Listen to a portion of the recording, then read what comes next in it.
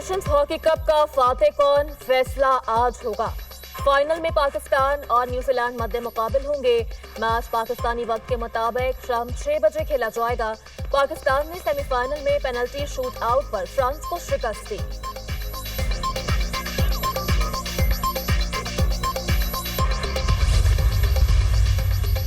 Israel एक दहशतगर्द रियासत है। इसके हाथ मुसलमानों के खून से रंगे हैं। सहूनी रियासत पूरे खत्ते में अपना तसल्लुत कायम करना चाहती है। नेतन्याहू की हुकूमत खत्ते के अमन में सबसे बड़ी रुकावट है।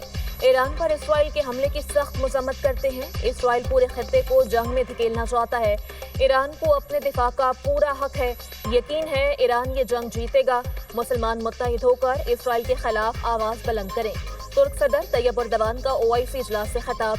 मसला फ़लस्तीन के 2 रियासती हल का मुतालबा।